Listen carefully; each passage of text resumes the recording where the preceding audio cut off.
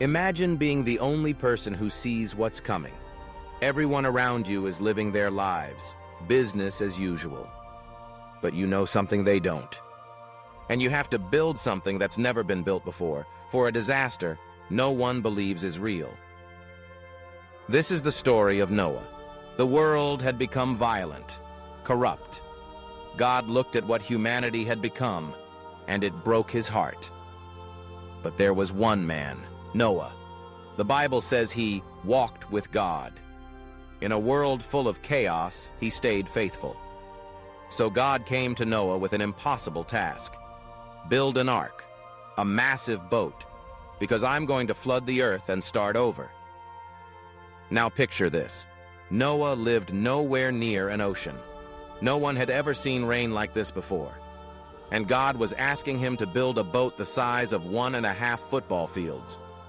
For years, Noah hammered and sawed while his neighbors mocked him.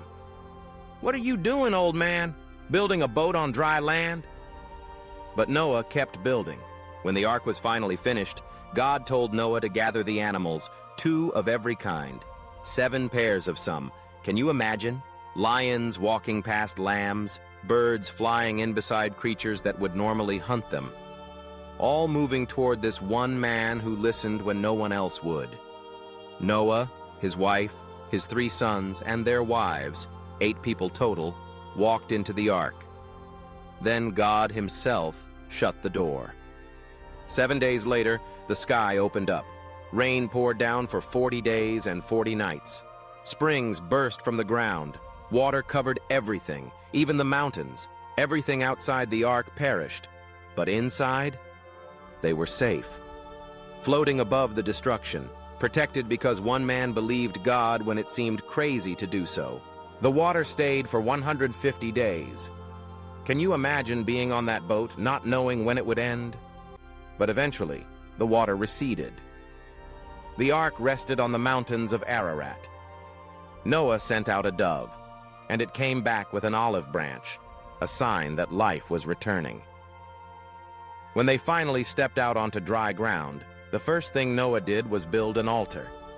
He worshipped, and God made a promise. Never again will I destroy the earth with a flood. He put a rainbow in the sky, a reminder of his covenant. Every time we see one, we're looking at a promise thousands of years old.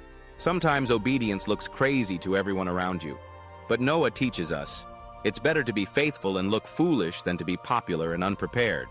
When God says build, you build.